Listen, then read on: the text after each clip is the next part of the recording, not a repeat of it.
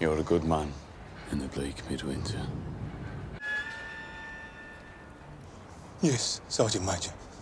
You're a good man.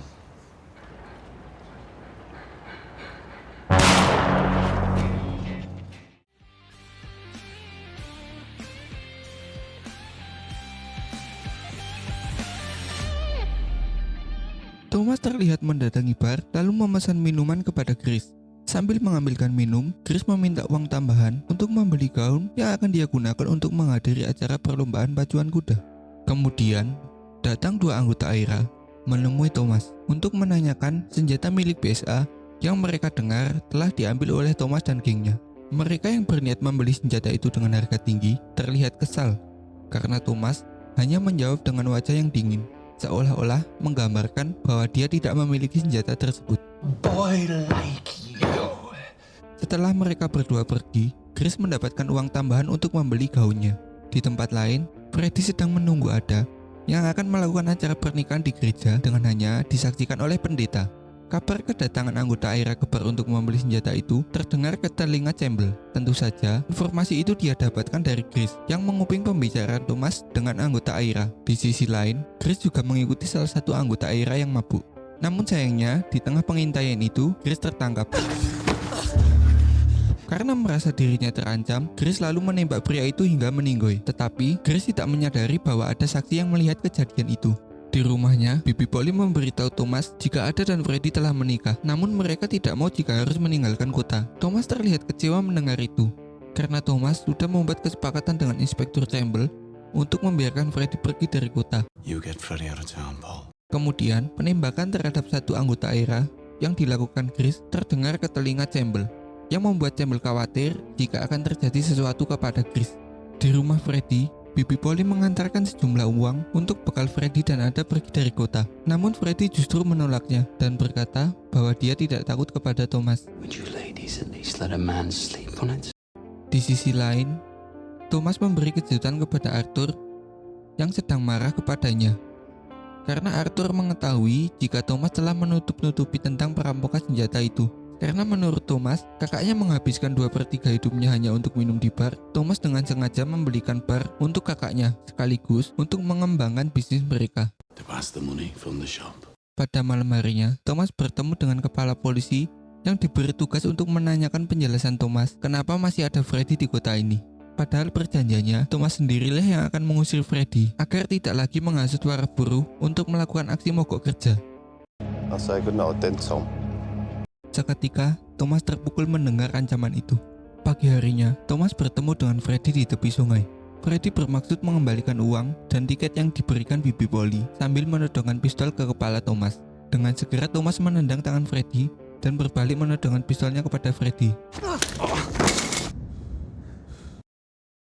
Kau membuat Ada mengandung anak harammu karena Ada adalah keluarga Selby, bukan? Kau pikir itu bisa membuat kau menjadi orang penting di keluarga Selby? Ucap Thomas kepada Freddy. This marriage will not stand. Sampainya di rumah, Thomas bertemu dengan Bibi Polly. Dengan sedikit jengkel, Thomas mengembalikan uang yang Bibi Polly berikan kepada Freddy waktu itu. Dia tak butuh uangmu, mulai sekarang. Kita akan selesaikan dengan caraku, kata Thomas, lalu dia pergi ke kamar untuk tidur. Di dalam tidurnya, Thomas selalu bermimpi buruk tentang kejadian ketika sedang berada di Perancis. Hal itu yang selalu membuat Thomas terbangun tengah malam. Saat terbangun, Danny mengetuk pintu kamar Thomas dan memberi informasi bahwa di luar sana beredar kabar jika yang menembak anggota AIRA yang waktu itu adalah geng Piki. Sampaikan pesan ini kepada mereka, Danny. Kirim orang ke sini untuk berdiskusi tentang kesalahpahaman ini, kata Thomas. Keesokan harinya, Thomas dan Chris sedang bersiap untuk menghadiri perlombaan pacuan kuda. Sementara, geng Piki yang lain akan mengurus keluarga Lee dan menjaga arena perlombaan. Setelah di arena balap, Thomas bertemu dengan Billy Kimber untuk membuat kesepakatan. Anak buahmu menerima suap dan mengkhianatimu. Saranku, serahkan saja pengamanan kepada gengku dan kami bisa membantumu menghasilkan lebih banyak uang. Sebagai gantinya, kami akan mendapatkan beberapa persen dari perlombaan. Billy lalu mengajukan syarat tambahan untuk bersama Chris selama 2 jam. Karena memang sebenarnya itulah tujuan Thomas mengajak Chris ke arena perlombaan. Setelah deal, lalu Thomas berubah pikiran dan membawa kembali Chris dengan beralasan bahwa Chris memiliki penyakit kelamin.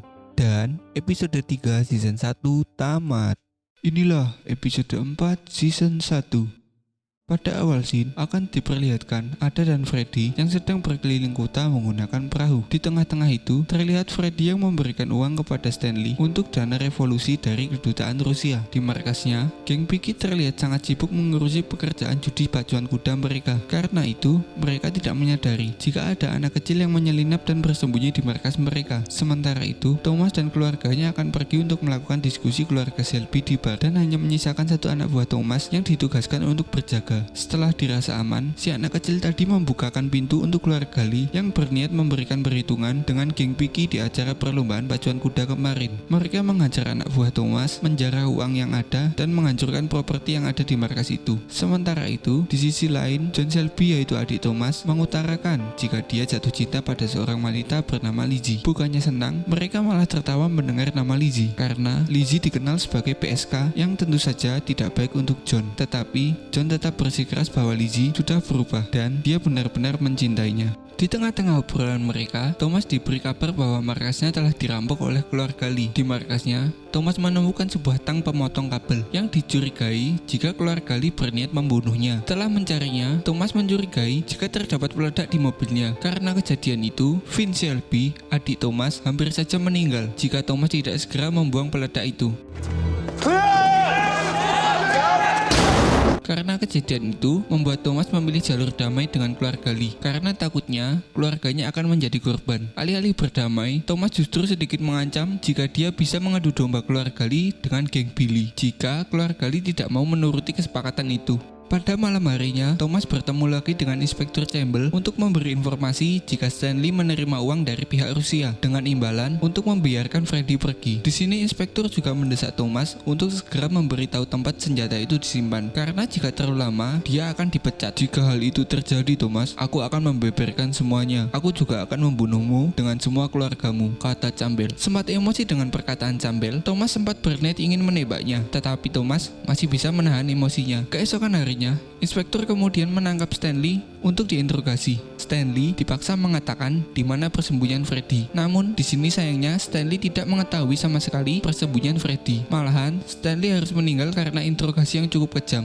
Mendengar berita penangkapan itu, Bibi Polly menemui Freddy untuk memperingatkannya pergi dari kota. Alih-alih menuruti perkataan Bibi Polly, Freddy justru tetap keras kepala dan akan tetap teguh dengan pendiriannya untuk tetap tinggal di kota ini. Di markas geng Piki, mereka merasa senang karena akhirnya bisa mendapatkan trek balapan legal untuk pertama kalinya. Scene berpindah kepada Chris. Karena dinilai terlalu sulit untuk mendapatkan informasi dari Thomas, Chris berencana untuk bertanya kepada Arthur. Dan singkat cerita, Chris mendapat informasi bahwa Thomas memiliki gudang penyimpanan di beberapa tempat dan aman dari pantauan polisi. Di malam harinya, Inspektur Campbell yang mendapat informasi dari Chris tentang gudang penyimpanan itu langsung menggeledah semua tempat yang dicurigai sebagai tempat penyimpanan senjata. Namun ternyata senjata itu tidak disembunyikan di sana. Di waktu yang sama, Chris dibawa ke Thomas ke gereja untuk melakukan sebuah pengakuan karena Thomas curiga Chris terlalu ikut campur masalah bisnisnya. Namun, Chris berhasil mengelak dan membuat Thomas percaya. Chris justru direkrut Thomas untuk menjadi asisten pribadinya. Disinilah mulai tumbuh benih-benih cinta di antara keduanya. Keesokan harinya, Thomas menemui Lizzie, seorang wanita yang akan dinikahi oleh John. Di sini, Thomas memancing Lizzie dengan menawari dia sejumlah uang untuk membuktikan perkataan John yang katanya Lizzie sudah berubah. Tetapi bukannya menolak, Lizzie justru menerima tawaran Thomas untuk tidur dengannya, yang membuat Thomas kecewa kepada Lizzie. Sesampainya di rumah, Thomas menjelaskan kepada John. Dengan kecewa, John harus menerima kenyataan karena dia percaya yang dilakukan kakaknya itu adalah yang terbaik untuk John.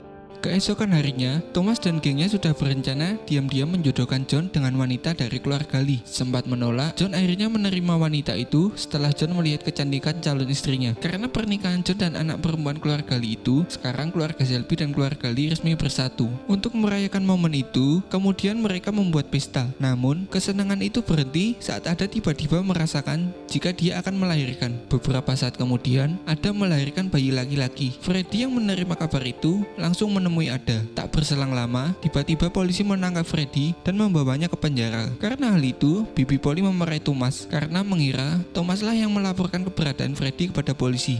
Dan episode 4 season 1 tamat.